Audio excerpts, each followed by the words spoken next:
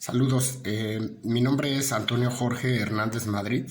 Mi número de matrícula es la 190-16-791 de la materia Derecho Procesal Penal. Mi asesor es el doctor Arturo Trujillo Ramos de la Universidad Virtual del Estado de Guanajuato.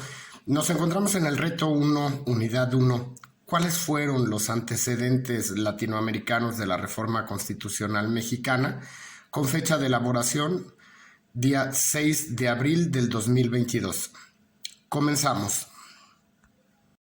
La pregunta primera dice que a qué se refiere el autor cuando afirma que las reformas en materia de justicia penal se difundieron desde la periferia.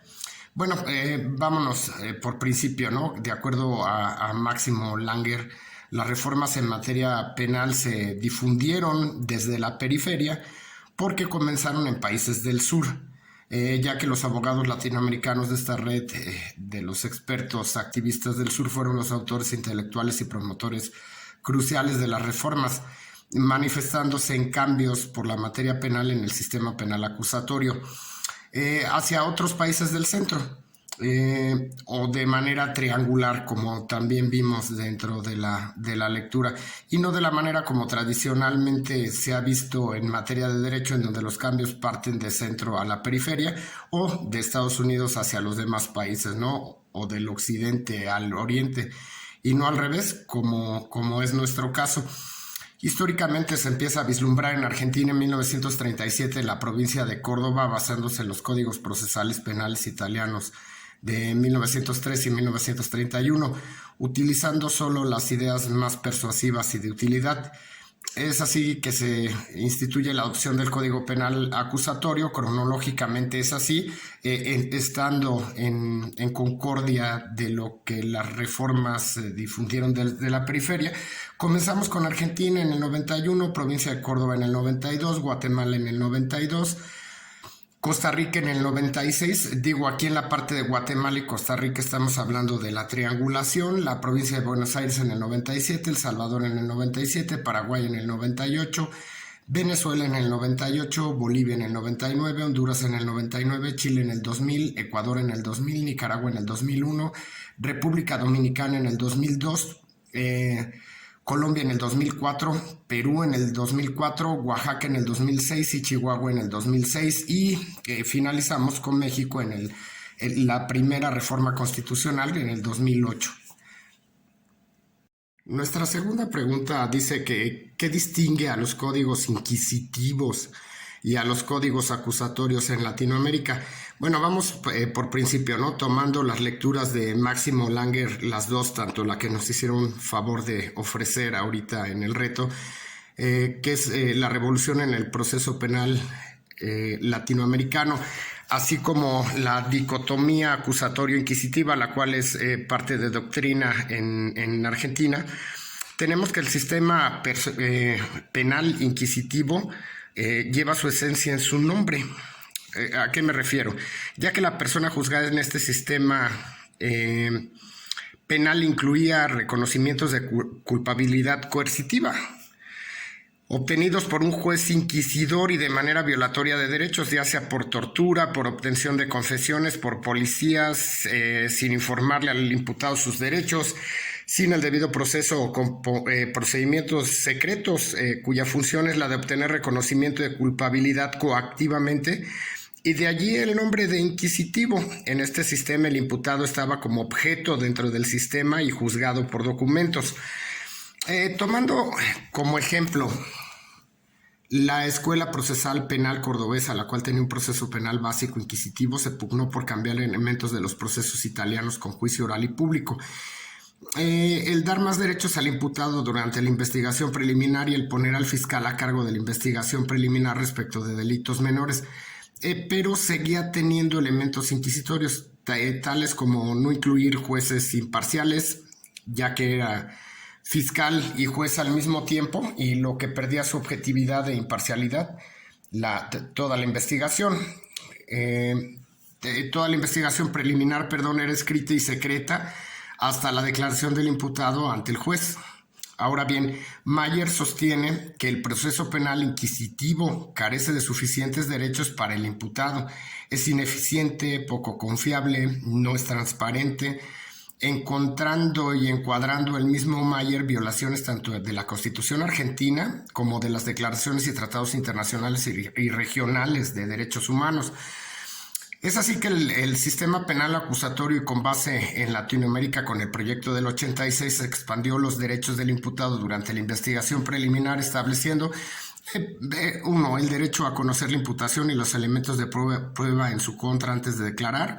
Dos, el derecho a negarse a declarar sin que ello pueda ser utilizado en su perjuicio. Tres, el derecho a consultar con su abogado antes de declarar. 4, el derecho a un defensor de oficio. 5, el derecho a requerir la práctica de medios de prueba. Puso al fiscal a cargo de la investigación preliminar y limitó el rol del juez a tomar decisiones interlocutorias durante esa fase. Además de que se tiene juicio oral y público, tendiendo además a la eliminación de la prisión preventiva como uso común y de costumbre, cosa que no ha sucedido en nuestro país, pues es violatorio de derechos y donde el imputado como sujeto de derechos a quien se le escucha para ser juzgado. La tercera pregunta, ¿cómo influyeron los actores internacionales en la formación y expansión de la red de activistas y reformadores en América Latina? Bueno, influyeron como grupo de emprendedores en materia jurídica o entrepreneur, como le estaban manejando, primeramente Mayer y Vélez Mariconde en Argentina, y posteriormente nos vamos ya de una manera regional con Binder y Mayer, sentando las bases con su proyecto del 86, ya que de la mano de las transiciones en América Latina hacia la democracia, va de la mano una cosa con otra, se amalgamó todo para poder llevar a cabo en varios países las reformas en materia penal, lo cual fue evolucionando hasta ir formando un grupo más grande de emprendedores y activistas de la reforma penal en América Latina, con esfuerzos por promover códigos acusatorios y se reconocen entre sí como reformadores de códigos. La USAID, la Agencia de Estados Unidos para el Desarrollo Internacional, jugó un papel clave en América Latina con su apoyo económico de capacitación ilegal. En algunos momentos fue mal visto porque, pues bueno, venía de Estados Unidos. La red es un híbrido o mezcla entre expertos y red de apoyo o movimiento social. En los 90 se crearon centros de apoyo e investigación, así como congresos y de diseminación de actividades de la red, dándole difusión a lo que se proponían. En este caso, que era los activistas para la formación y expansión del derecho penal acusatorio o de las reformas penales en América Latina. Pues me voy al cierre. En mi opinión, voy a indicar las relaciones del texto de Langer y la reforma constitucional en materia de seguridad pública y justicia penal en México. Me voy primeramente con que la reforma constitucional, tanto del 2008 como del 2011, se basaron en lo que cita textualmente el Senado de la República en su ensayo, la reforma penal mexicana, los retos de su implementación para el Consejo de la Judicatura Federal, que cita textualmente: previo a la reforma constitucional publicada en el Diario Oficial de la Federación del 18 de junio del 2008, salvo excepciones, con distintos matices como Nuevo León, Chihuahua y Oaxaca, los procesos penales se conformaban por actos escritos en los que la intervención del juez en la recepción y valoración real de los medios de prueba era prácticamente escasa. Un sistema de justicia penal que asignaba valor probatorio pleno a la información obtenida en la investigación realizada, asignaba valor probatorio pleno a la información obtenida en la investigación realizada por el Ministerio Público, en perjuicio de la recabada durante el proceso, que poco aportaba a estimular que el juicio se convirtiera en una actividad dialéctica precedente de la resolución judicial. Esto es lo que cita textualmente el Consejo de la Judicatura.